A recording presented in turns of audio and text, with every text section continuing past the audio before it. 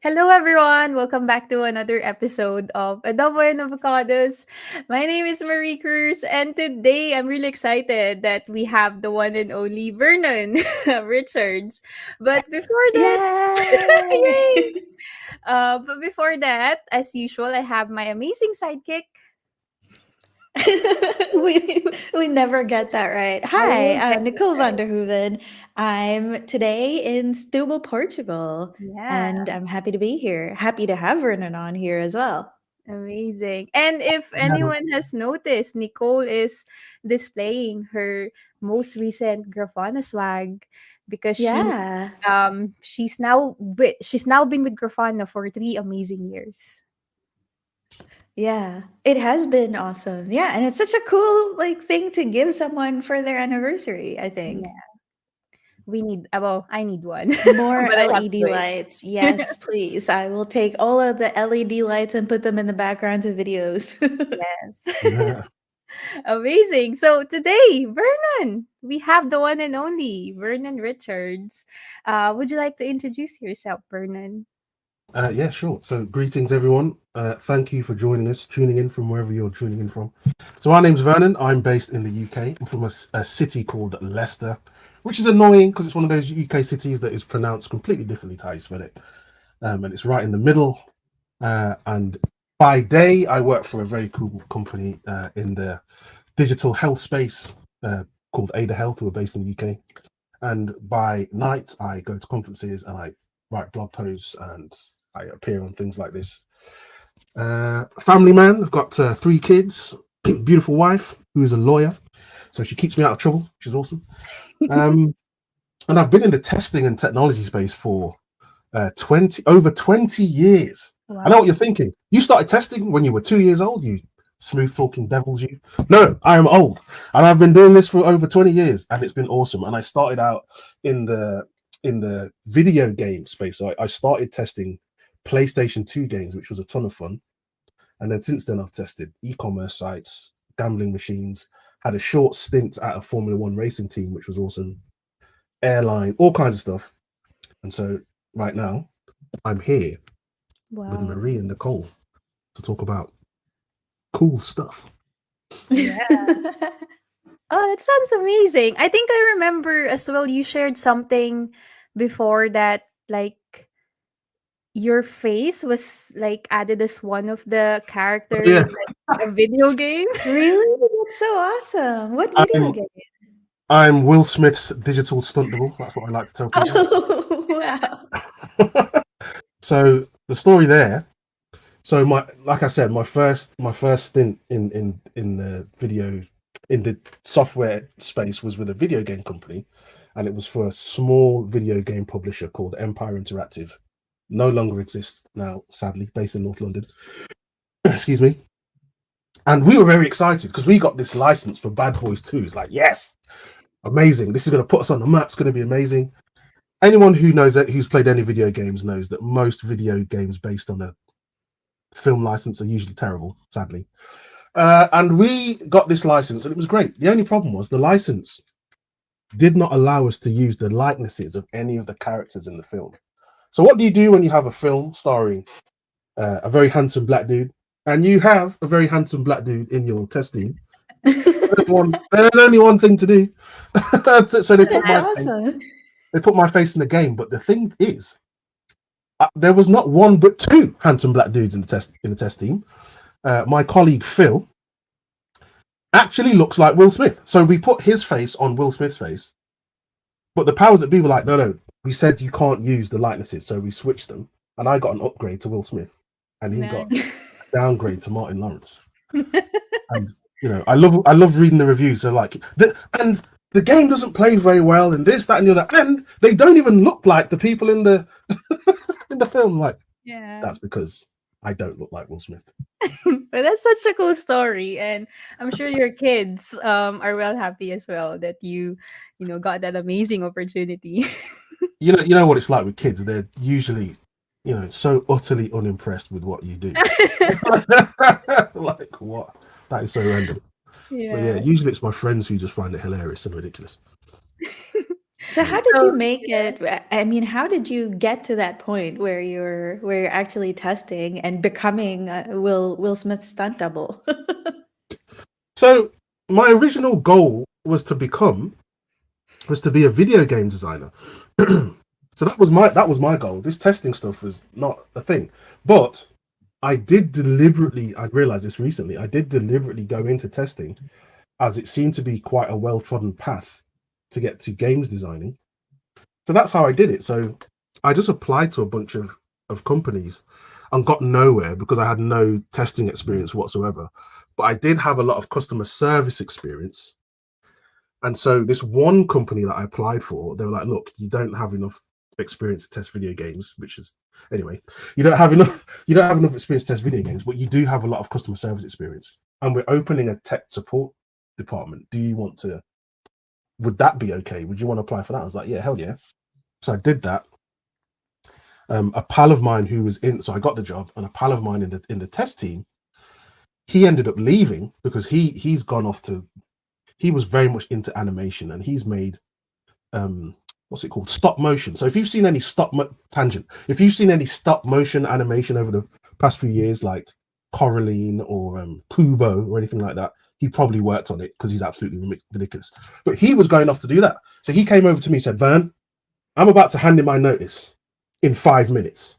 So in 6 minutes, I expect you to be talking to the manager saying you want a job in the department. So that's what I did. That's how I got my first foot in the door in terms of software testing. And then I absolutely loved it and found it really interesting. And then I found out that you could earn a living, which was way better than the games tester salary, which is very bad, especially back in the early 2000s. And then I just stuck with it. I found my lane, and here we are. yeah. I really like that. I think like this episode and then the past episode with Lisa where she shared how she got into testing. Like more or less it sounds very like accidental, and it's just something that, oh, I want to try that. And I think Nicole, last week you said that you wish that now there's also different like ways to get into testing and not just through getting a, I don't know, degree or certification, because it's a creative role, and Mm. like getting people from different backgrounds, that's really like one of, I guess, the best like way to get amazing testers. Yeah, I did it deliberately, but the accident for me was that I didn't. It was never the plan to be doing this Yeah. 20 years later. The plan for me was to be some wonderful games designer and work on all these fabulous games. I didn't really work on any fabulous games. None of the games I worked on were particularly popular or big. Like I wasn't working on FIFA or Call of Duty or anything like that, or Grand Theft Auto. There were games that no one heard of. But yeah, the accident was, it was interesting. It combined all the things that I found interesting, which was how do things work. There was science involved. You're working with people because I'm very much a people person. Mhm. It just ticked all the boxes. So Mm. yeah. I feel the same way. I don't know if you know, but Marie and I are actually from the Philippines, and one of our national dishes is something called adobo. It is an unofficial national dish. It is a way to cook more than it is a dish, really, because it can be made of anything. It can be pork or fish or vegetables or chicken, but it is just a way of marinating it and using like soy sauce and vinegar. But it is also something that reminds us of home. So I think when we're talking about different non-traditional ways to get into tech, part of it is also like being able to look back and see that where you've come from is not the typical way that other people come into the industry. Mm. So I guess for us, having adobo is a way of remembering where we're from, and it's like something that grounds us. What is your adobo? So something like could also be food if you're foodies like we are, or it could be like an item or an activity that That reminds grounds me of you. home. That grounds me. Yes. Yeah. Ooh, wow. Beautiful question. I love that. I think if we're talking food, it would be, although I don't, not to bring down the vibe, but my mother passed away a few years ago, and so it would be my mum's chicken. So Aw. she's from Guyana, and so uh, the way that she would prepare and cook the chicken was like, yeah, that was Nice. amazing. What else grounds me? I think it's more for me. It's people. So I'm quite blessed that I'm still in touch with friends that I like from when I was really little, like 4 years old, and I have and other friends that I've made over the years, and they keep me grounded. I think all of us benefit from having friends. We all need different kinds of friends in our life, and I've got a bunch of friends who keep me grounded by saying, "Hey, Vern, you can push because you can achieve more in this area." But I also have the same set of friends who will say, "Vern, you're being a moron. That's not what we do. Like that's not how we operate. You're being ridiculous." So having those kind of people around who can keep you grounded, who can remind you of the good times and help you, create some new good times. That I think that's the thing that keeps me grounded. So my good friends, my family, those kind of things keep me grounded. And if it's food, anything that reminds me of the Caribbean, so Aw. mangoes, guineps, the ocean, anything like that. Oh, I love that. Oh, that's Yeah. such a good, yeah. Thank you for sharing that, Vernon. I Okay. feel like Um, the longer we go, or the longer I work, the more I need friends who aren't like, "Hey, you need to push." I feel like I more and Yeah. more need friends who are like, "Hey, you're pushing too much. Yeah. yeah, Back off a little bit." yeah. Exactly. That was the point I was trying to make. So yeah, they do encourage, but also they kind of say, okay, Be real. you need to chill, or even just people who can, because when people have to deliver, quote unquote, negative news or bad news, if you've established a level of trust so that you don't have that, well, speaking personally anyway, don't have that defensive kind of, why are you even telling me that? I know that they're telling me something out of love or because they want me to win. So I can just hear what they're saying more easily. I value that, and that keeps me grounded. Sorry if I'm croaky. I had No, a you're fine. okay, cool. Cool. So maybe now is the perfect time to start the topic. So we're gonna talk about a lot of things, but mainly about glue work, about quiet quitting, and how it's all linked to quality engineering. So Vernon, what is glue work? To anyone who hasn't like heard that term. Yeah, so I I came across this term last year thanks to my pal Cassandra Leung. I don't know if you've met Cassandra out there, viewers. She's awesome, and she put me onto this talk by a woman called Tanya Riley. I think it's Tanya Riley. And how glue work is described is, or at least how I understand it, it's that work that needs to happen but isn't officially part of somebody's role. But if it doesn't happen, like the whatever you're working on is not going to work. Like there's no way it can't be delivered. And usually, what happens is that work falls to somebody, and because of its invisible nature, it's difficult to get credit for it. You might expect to get credit for it off the bat, but you often don't unless you take deliberate steps to do so. So that's glue work. Boom, that's the one. Exactly. Yeah, so Highly I did recommend. just find it. Yeah, it is really good. I put the link in the comments, and I really recommend that people go through it.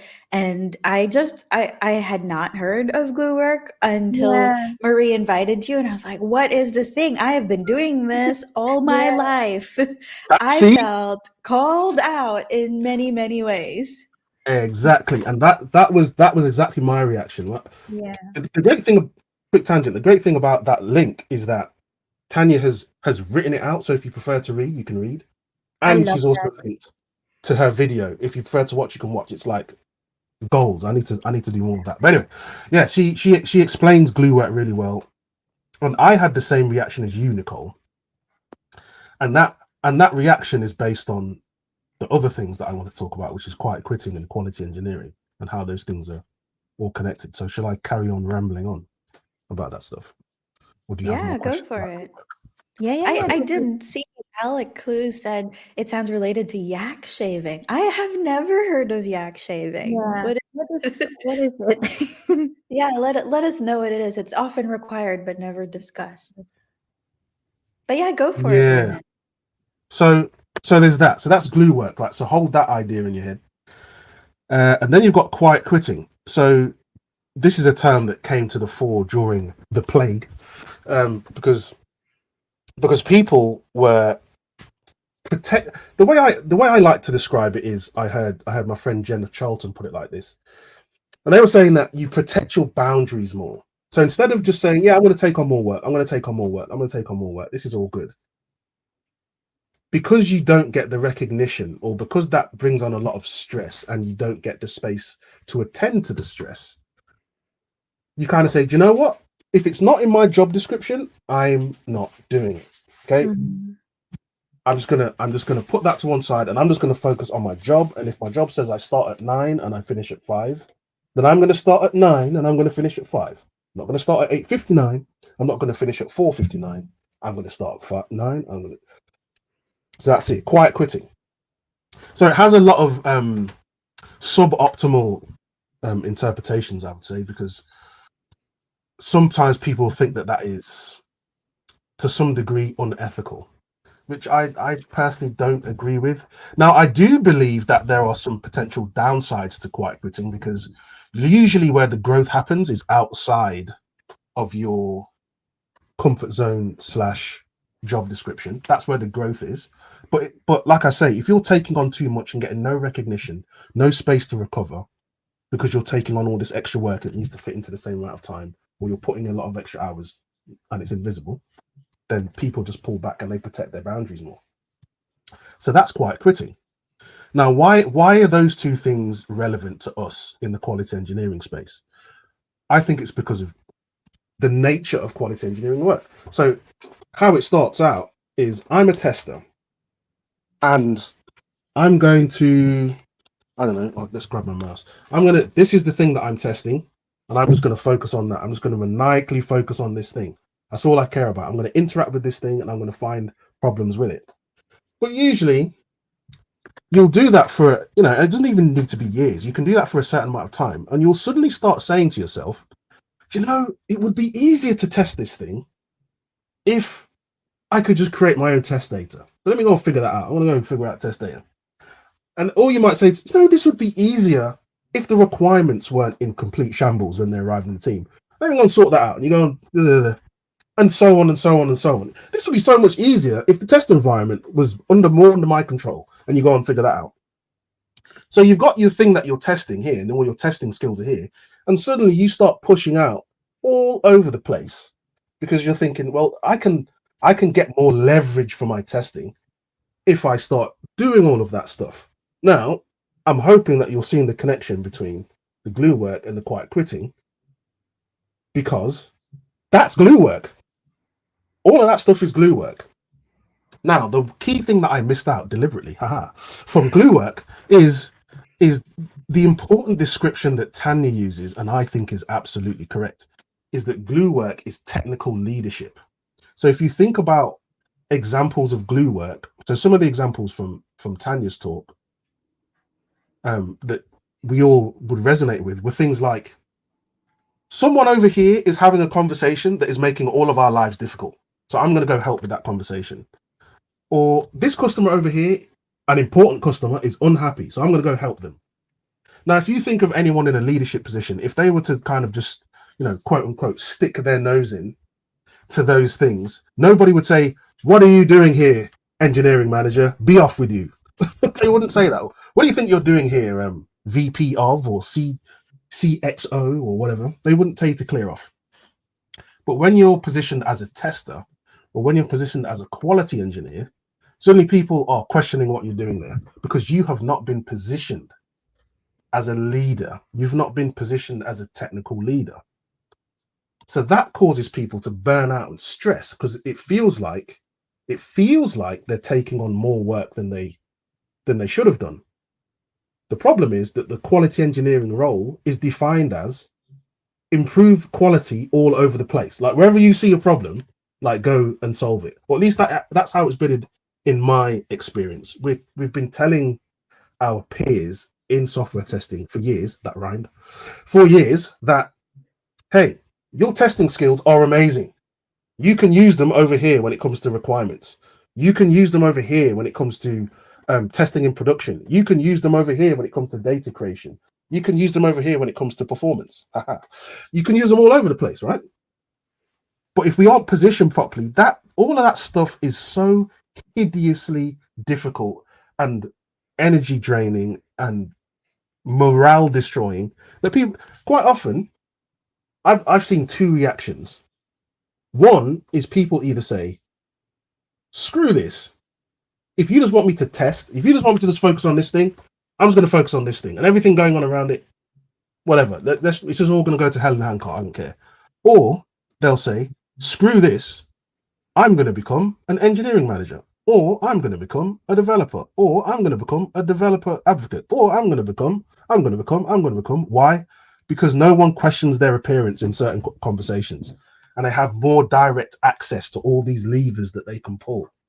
Whereas as a tester, you have to like kung fu kick and attack and like smash your way through just to get to the lever, not even to pull the thing. Like you have to spend all this energy just to get to the lever. And by the time you get there, like, oh my god, can I even pull this lever? Oh.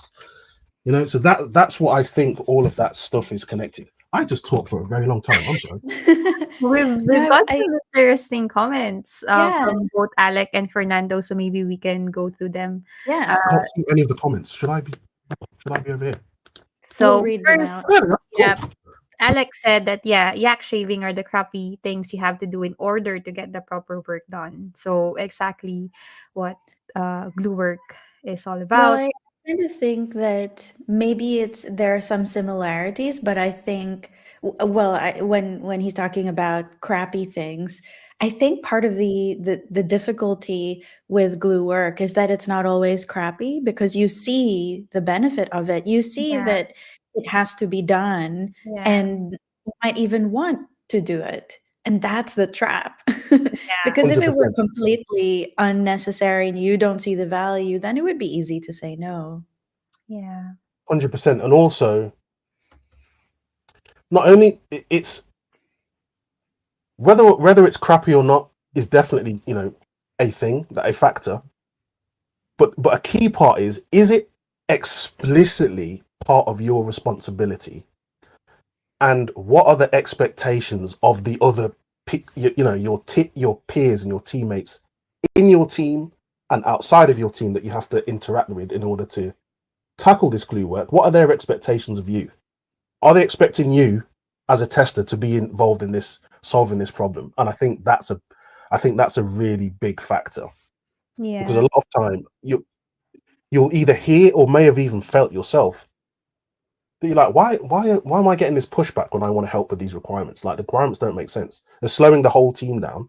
So maybe I can help with the requirements and make them a bit clearer so that our team velocity, our throughput has less friction.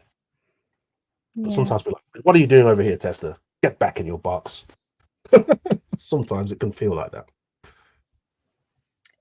Alec also said that it's also up to leaders to create the environment where the glue is discussed and recognized. Totally agree. Alec nailed it. So there's two, for me, there's two. So yeah, we as individuals, we can take responsibility for things for sure, and we should. I think that's a healthy kind of, generally speaking, I think that's a healthy position to take. But really, this is a leadership problem where people are positioning their hires into their organizations and into their teams.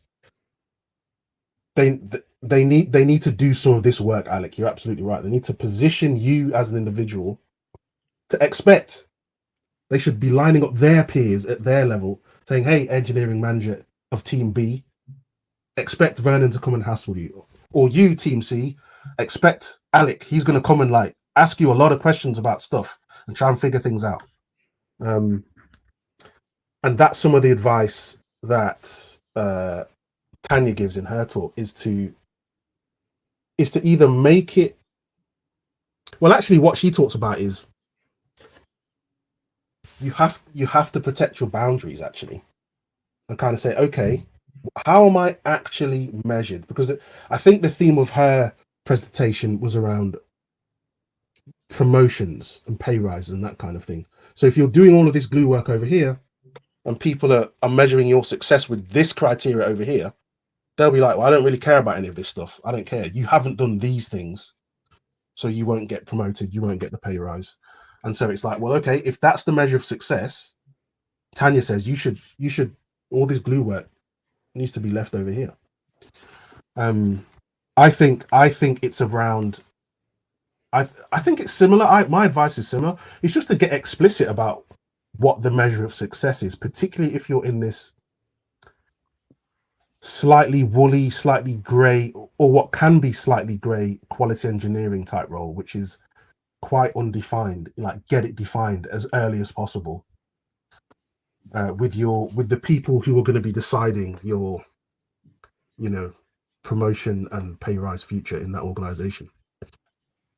Yeah. Fernando Kobayashi provided a specific example around setting up test frameworks. So he said that what makes things worse is that usually only the testers will know how hard setting up test frameworks or testing in CI can get in some cases. And the others on the team just know on the dailies that you work on it for 2 days and it's still kind of broken. Yeah. I've Well said. definitely experienced this on like previous projects where during stand up like they're gonna ask, okay, what's the update on this one, like can we now have some automated tests running, but then there's a much more wider problem to it, like the CI CD pipeline that we're using is still not set up, and we can kind of classify that as glue work because it's very important, but it's not one person's responsibility. Well, I also really like what you said, Vernon, earlier about calling us out specifically and becoming developer advocates, because I feel like everyone on our team right now got into developer advocacy because it was glue work. Like, from I know my story is that I was a consultant for performance testing, and I realized that I can keep doing my work, which is just doing a lot of the same thing over and over again, or I can be a little bit more proactive, because I realized that there's a lot of repetition that not only I was doing, but also my team of other performance testers were doing. And I said, like, what if we had a framework that we could all contribute to and we could all use it? We don't have to set it up each time. Or even things like, why do we always have to explain why front end performance and back end performance are both important? And I kept feeling like I'm saying the same things over and over again, but my job is not really to think about how this could be better. My job is to keep saying it over and over again. But I wanted to be more thoughtful about it, and I thought, well, what if I create a blog post about this that I can just send people over to, that I can get input on from the rest of my team, and maybe as a wider organization we can start to come up with, like, this is our stance. And then it just kept going on that way, and before you know it, I'm doing talks in my spare time, I'm doing videos in my spare time. And was it actually my role? No, I was a consultant. I should have been focused on things that was related to my specific project. And it got to the point where, when it took a manager of mine saying, like, hey, these things that you're doing, that's actually developer advocacy. And I was like, wait. You mean this could be my work? Like, I don't have to do this for nothing? And he said yes, and that's how I got into it. I was already doing it. I just didn't have the title. And having that title has been really freeing, because I'm like, no, this is actually my job. It Yeah. is my Mhm. job to spot those bottlenecks in the process and try to fix it for testers. Yeah.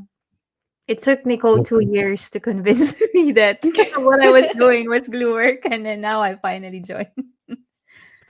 well, the another aspect of glue work is that because it's in a quite a significant way, it's not explicitly part of anybody's job. So someone like you, Nicole, or someone like you, Marie, can legitimately say, well, since nobody's doing it, I'm going to do it. But also, you can make the same decision and say, well, it's not, this is not my job, so I'm not going to do it. I'm going to leave it for somebody else. And, that's another key aspect of it, is that you can legitimately leave it and Yeah. nobody will say, well, you should have done this thing, because then you say, well, hey, that's not my job. So Mm. D- it's like it's a two-way street kind of thing. But I love Do you have, Fernando's. Oh, sorry, go on. sorry, go on. Oh, I'm going to be very polite and British, so please, after you. I was going to ask you if you had a concrete example, like a recent one that you could share with us of glue work. Oh yeah, all the time. So all the time.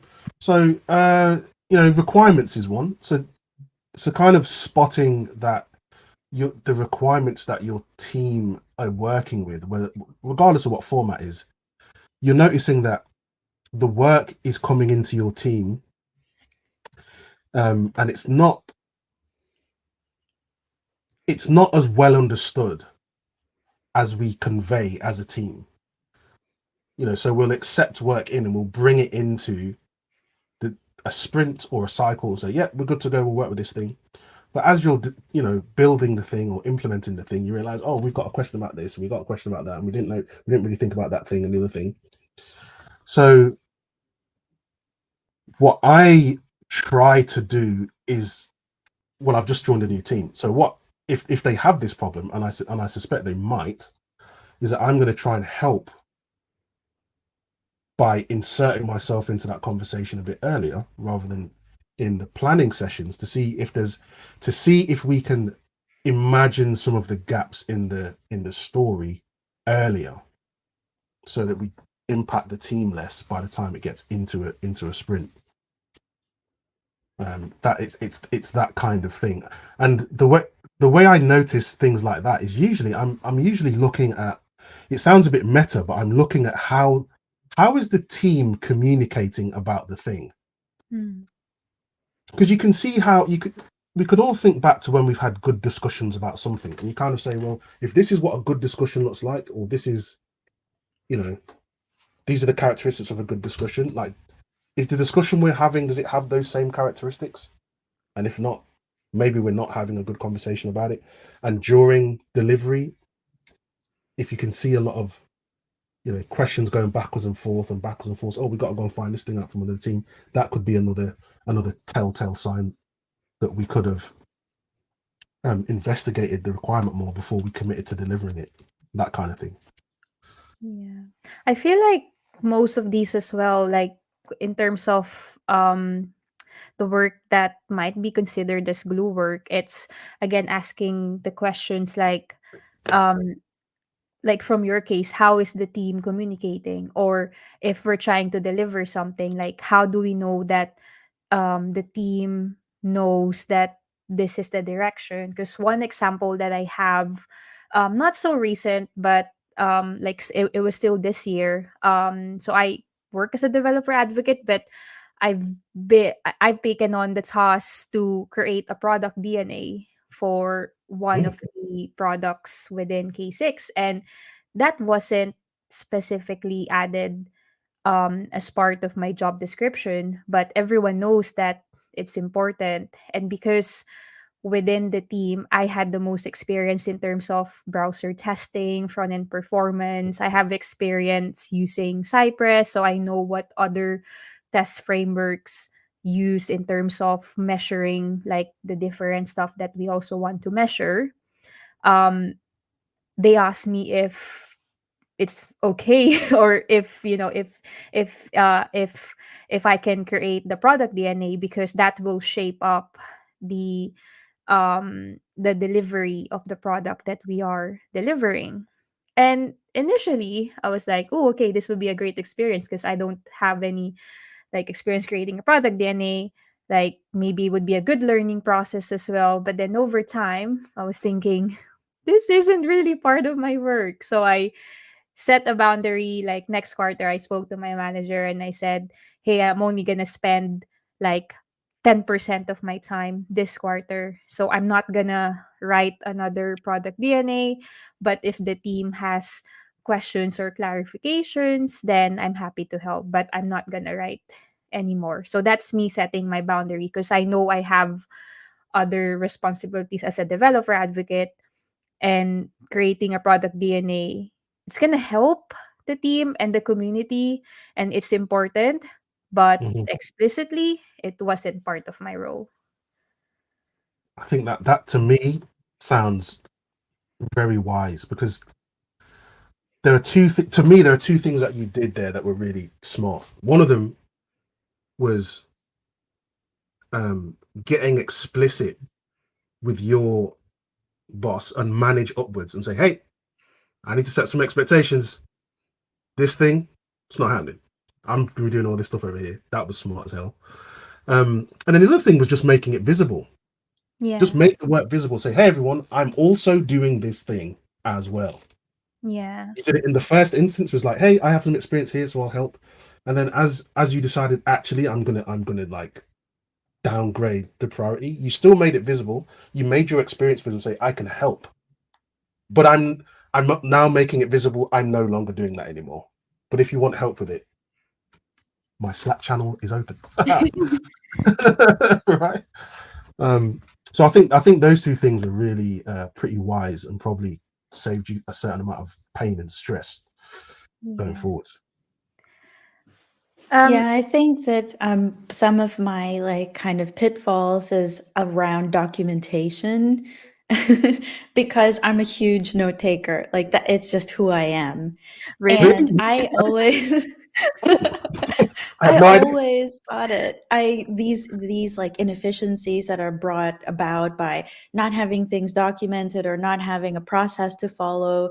And so I usually take it upon myself to be the one who's like, "Hey, nobody asked me to do this, but I see that we're all sort of doing the same thing, but we're doing it in different ways. How about we just put together like a checklist of a process to follow for everyone?" And and you know, some of it, that's the thing with glue work, because some of it can be good, can be worthwhile things that you would still choose to do, but it's like it's a slippery slope.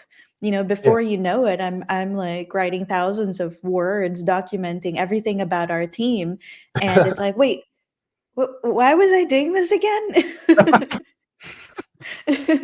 Or like another pitfall for me is I'm very sensitive to interactions between people and between teams, and I'm always the one, like for example, I was on a team that got acquired by a bigger company, Grafana, and Okay. I was the one on the team who was like, how can we express to other people, you know, how good we are and how can we improve our standing as a team? And so like I did a lot of kind of internal advocacy, and I thought, wait, this isn't really my job to do that. Mhm. Like I don't need to do this and I don't need to do this now. But it is a lot of work to kind of just try and ignore. Like it has to be done. I can see when I see that there are communication issues between teams, I'm the one Right. that's like, okay, let's all get on the same page here. Here are our goals, here are your goals, here's where they overlap, here's where they don't overlap. And Yep. the problem is sometimes I do get the feeling of like, hey, this isn't my job, and I may not even be the right person for them to hear this Right. message from, Mhm. but who Yeah. else is going to do it? Yeah. Yeah. I think that's where making it visible can help. I was at I was at a conference. Quick tangent. I was at a conference in Manchester called Manchester DevCon in the summer, organised by Amy Newton. If you're in the UK, particularly if you're in the Northwest, hit Amy Newton up immediately. She's awesome.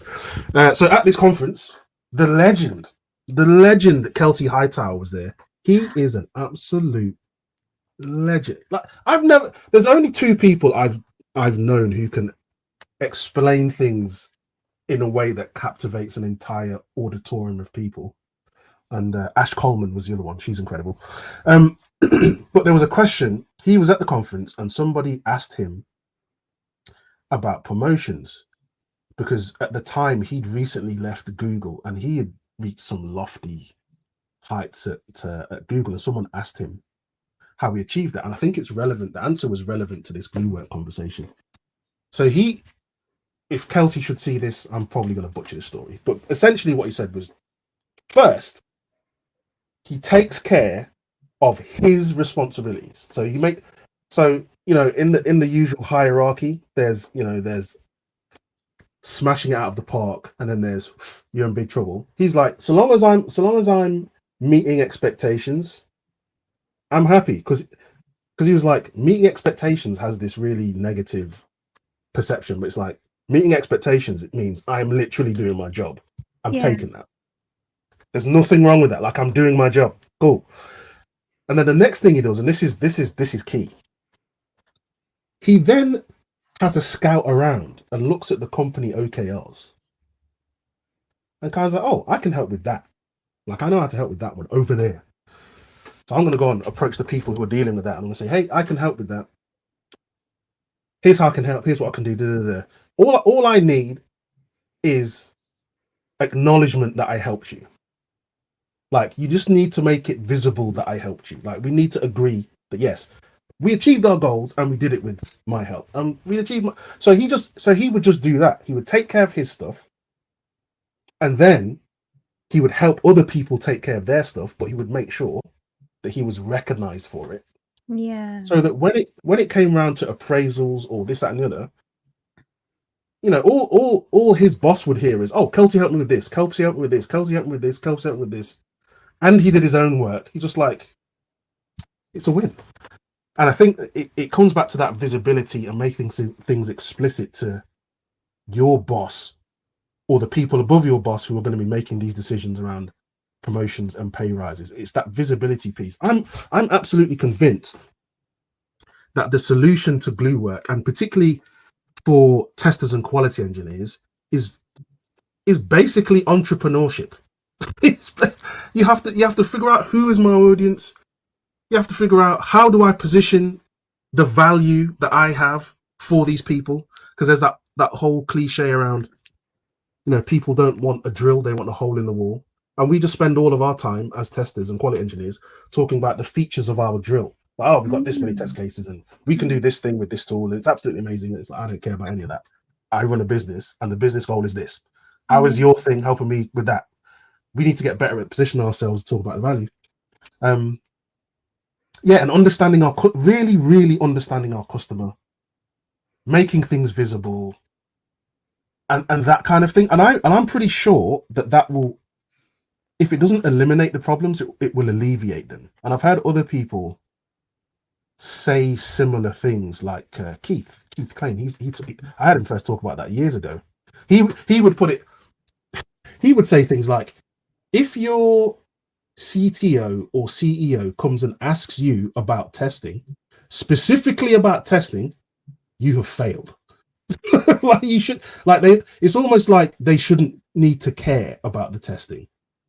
They should know how your testing impacts the business. And you as a tester should be able to tell that story. Definitely. Particularly in these days and times where, C-level people are looking for cost centers to eliminate. We need to say, okay, we're not a cost center, we're generating value, and here's how. This way, that way, and the other way. Wow. I really like this part of Tanya's presentation where she talks about exactly what you can do when you recognize that you're doing this glue work and it becomes a problem. And the first is to have the career conversation. So this is what I was talking about when I shifted into developer advocacy. For me, I decided that glue work was the actual work that I wanted to be doing.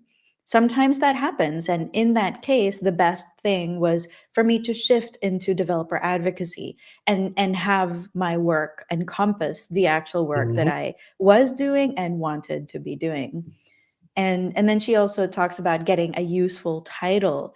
And this addresses what I was saying about how sometimes because I don't have the title, I feel like I am not actually the best person to be doing this. So you either get the title and get that recognition, or you make it visible, like what you were saying that Kelsey did, of just saying, I just need acknowledgement that this is what I did, and it is what I did. So that shouldn't be a problem. And the other, she says it as a last resort, but I agree with you that this doesn't, it has a negative connotation of giving up, but actually deciding that you know what, I don't really want to be doing this, and I'm going to stop, and I'm going to draw the line here, and I'm not going to give any more. That's not giving up. That's sticking to your guns and having boundaries and enforcing them. And I think that's totally valid, just as valid as the other options. Yeah. Sorry, you made me laugh because I just remembered something. Like, yeah, you can protect your bound. There are healthy and unhealthy ways to protect your boundaries. I have protected my boundaries in suboptimal way. And I'm just remembering, I was thinking, what was I thinking? So I would like quiet quit. I wouldn't quite. There's one job I had where I didn't You quite would quit. loudly quit. Man, listen, I got a flipping. I was like a one man marching band. I was like, got a megaphone and all kinds of stuff. That is not healthy at all, or not very wise. To quiet quit. I don't even like using that term. To protect your boundaries, to do it in that positive way, like Marie talked about it earlier. Marie was like saying, "Hey, boss, I'm going to do this. I'm going to focus 90% of my time on my actual role, and I'll carve out 10% to help people with this other thing if they need it. If not, I'll just focus all my time over here." I think making that thing visible is really key, actually, because then it's not perceived the same, or you limit the chance of people putting their own spin on it and saying, "Oh, well, Marie just decided the DNA stuff could just go in the bin and she left everybody hanging." It's like, no, Marie came, she let all of you know what was happening, she let me know what was happening, very clear about it at every step of the way, and it's much more difficult to argue with that. And tying your actions to, like you said, Nicole, tying your action, being really mindful about where do I want to be next, or what are the consequences of what I'm doing now. Like, what doors does it open and what doors does it close? Like, having a sense of that is important, because then you can decide, well, am I happy with that? And what do I need to change if I'm not happy about that? I think all of that stuff is really important. Yeah. I like the example as well with Kelsey, where he said that he will look at the company OKRs and then check, oh, like which area I can Yeah. help. So I think one of like team advice or like leadership advice is for these OKRs to be made public.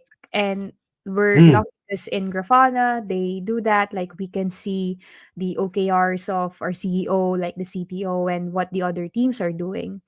But I guess if you're working for a company who hasn't really communicated these goals, then I guess that's one advice that we can maybe, share to people, that if you want the work to be visible and you want to make an impact, then these OKRs, they need to be made public and available to everyone in the company.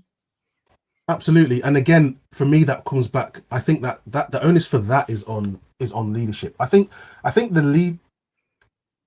I think you've got the people in role at the coalface, the individual contributors, let's say, and then you've got people with leadership responsibilities.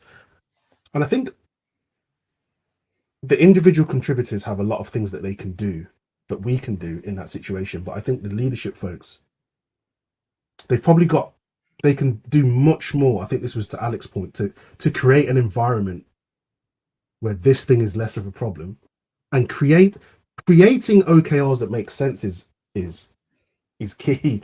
I'm pretty sure the three of us are in three different teams, and my goals. I bet you've been in situations where if my team meets its goals, it makes your team's lives more difficult. I've seen that tons upon tons upon tons of times. You know what I mean? Well, we've just got to release stuff, and then you've got, say, a platform team that's like, we're trying to keep everything stable. And the best way to keep things stable is to not release anything. So it's just automatically built in that this is going to happen. This bloody platform team, they're full of crap. And the platform team, these people are lunatics and cowboys. Why would they just release everything? So the goals need to make sense. Yeah. Is one. And then they need to be visible and easily understood is two. Do you know what I mean? And that is non-trivial work. That takes a lot of effort, man. So shout out to the leaders who are trying to figure that out for us, because we appreciate it when you get it right. Thank you very much indeed.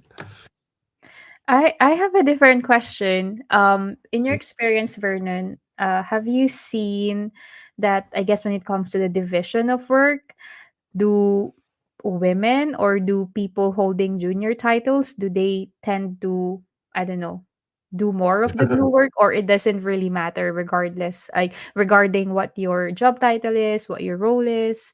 Um, but yeah, I'm just curious to hear from your experience what you've seen. That's an excellent question. I have not looked into it specifically, but using my anecdata, I think there is something to that. I know it feels to me, that in quality engineering is it feels really diverse. So there are people from different backgrounds. So I'm a black British man of Caribbean descent. You know, there are lots of I feel like there are lots of women in testing and quality roles. These are good things. But then when you look at the perception of testing and quality roles across the piece of the software testing landscape, it doesn't seem to be near the top, let's say. And I think quality engineering is pure glue work. Like, it's pure, unadulterated, concentrated glue work. And in Tanya's talk, she makes the point about glue work, which is, remember I said to you before that glue work, because it's in no one's explicit job title, that you can legitimately say, I'm not going to do it. So what she pointed out, and I'm not sure if, again, this was some peer research thing, but what she pointed out was, let's say we were on a team and there were, 5 dudes and 1 woman, and there was all this glue work to do, that usually the woman would pick the work up, because the dudes would just generally say, well, I'm not doing it. Not explicitly, they just wouldn't do it. But then if you take the woman out of the team, suddenly the glue work gets done. So there's something there around, privilege. Is it down to gender? Is it down to race? I don't know, because I haven't looked into it.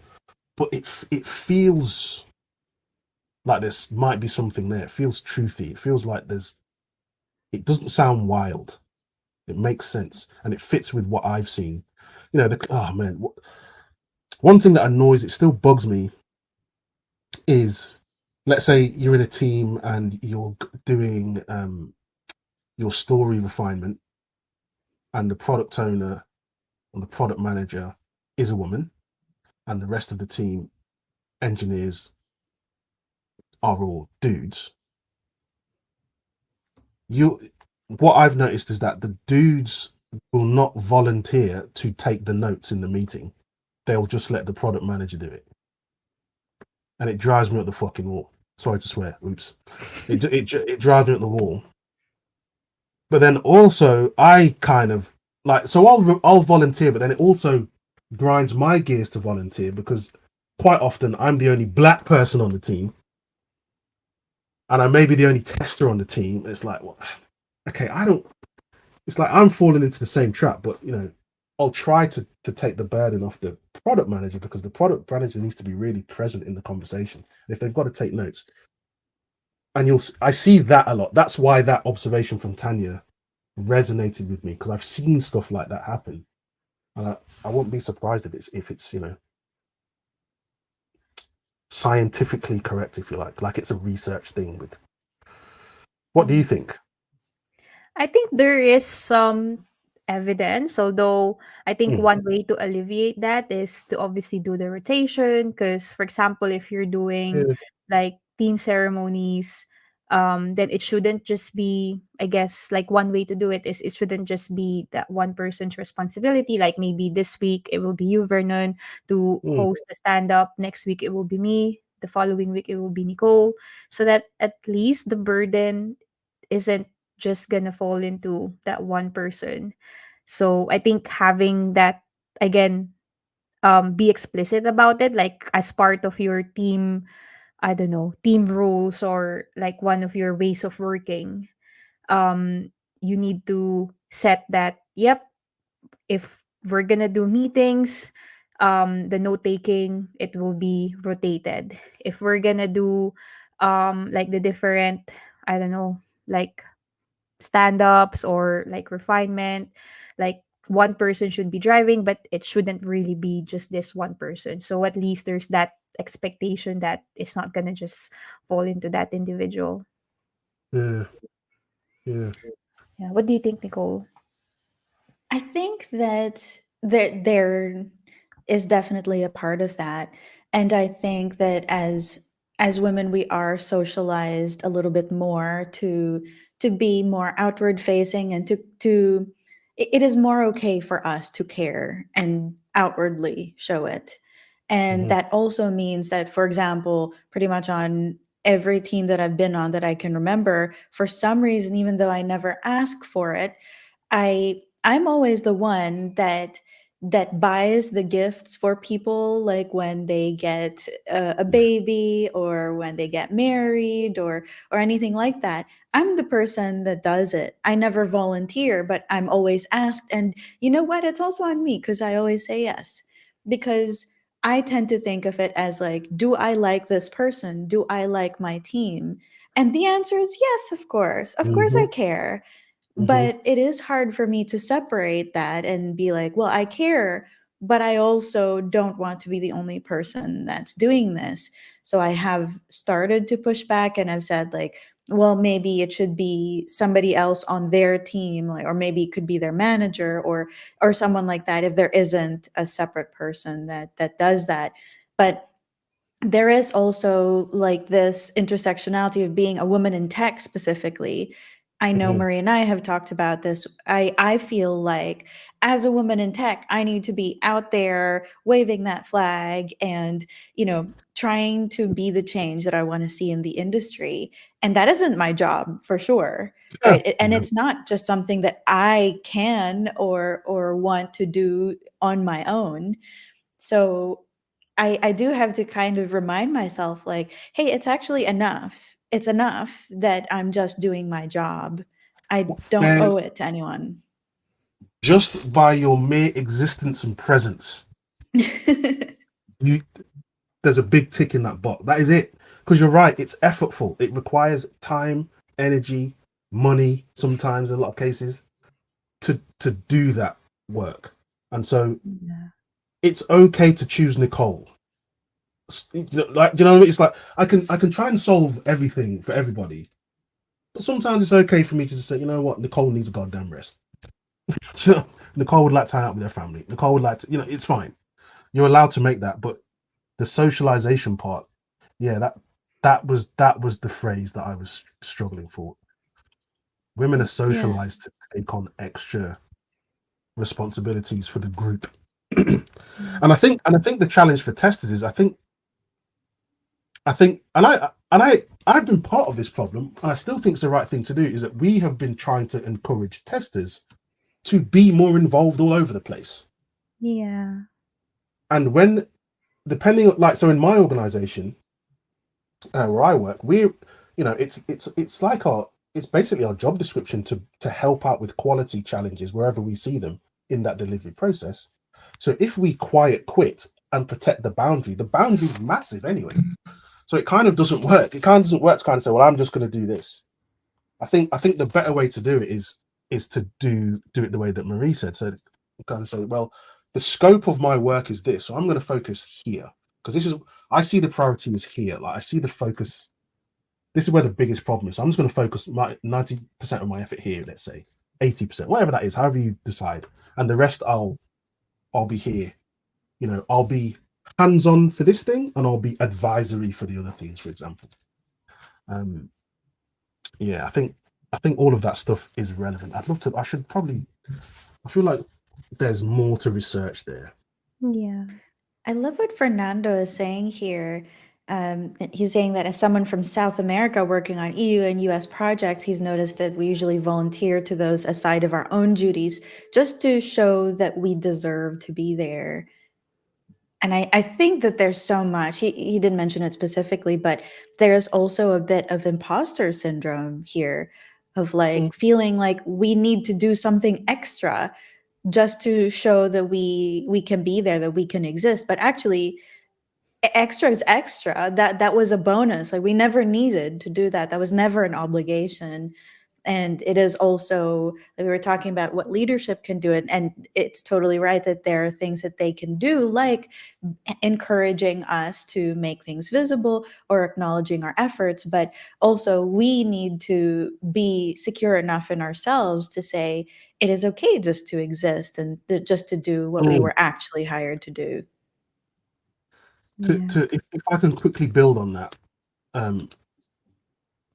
the the thing I find difficult, so what I'm trying to avoid is to tell people never to do glue work.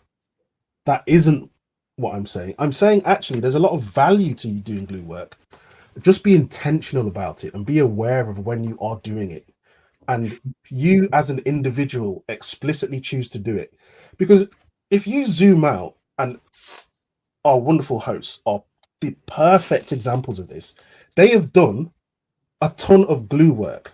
I was joking with, we were joking earlier before we started the live stream that I first got to know about Marie because she was doing presentations for these people, and her daughter would show up in some of the presentations. So why am I bringing that up? It meant because instead of spending time with her daughter for those evenings, she was hanging out with us talking about testing. So that had a cost for Marie. But then you fast forward to today, and now she's, a developer advocate going all over the place, creating all this cool stuff. She's here with Nicole talking about cool stuff. So there's upside. There's definite upside to do it. So don't get into this. Don't misinterpret what I'm saying as never do glue work. Rather interpret it as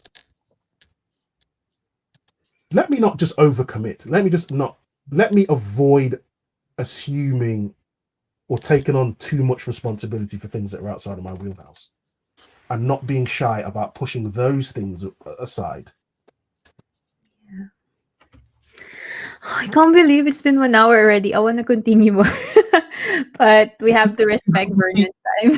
If you have repeat guests, I'll come back. This has been very cool. Yeah. I think we need the part two because there's definitely a lot of value and there's a lot of things that we don't actually know what the term is, but then we're all experiencing it. And so Mm. it's just better to, just talk all about these stuff. So yeah, we're going to reach out again, Vernon. But thank you so much. I learned a lot from this episode, and like I think so. Just to add to what you said in terms of like one of the benefit, I think for me, because being a developer advocate now, it's actually giving me a lot of more flexible time, a lot of more freedom to spend more time with my daughter. Whereas before, the work that I was doing, I was just on a lot of meetings, and so I would have that mom guilt where I would just spend a lot of my time on meetings, and then she's there like she wants to play and I can't. And actually now I can do that because of the glue work that I was doing previously. So there are benefits, but like you said, you have to be intentional about it, make it visible as well. And you can't let it lead to burnout. Oh Yes, my that's god. That's when it's a topic. problem. Yes. Well said. Uh, Absolutely. yeah. All right. Well, I think, Nicole, this will be our last episode for this year. Next year we're gonna be taking a break, and hopefully you are taking a break as well. But we're gonna be back next year, 2024, and Yay. we're just so happy. I'm so happy that we've managed to do a lot, like 25 episodes this year. Like Nicole, when we started this, we were like, should we do this? Is it part of our job? Like, we have a lot of hesitations, but I'm glad we decided, to do this, because it's amazing to talk to a lot of great individuals and learn about their experiences too. So thank you so much. Thank you both. This was awesome. All And I right. guess happy holidays. Yeah. Thank you. Happy holidays, and we'll be back next year. Bye, Everybody. everyone. Thank you. Bye bye.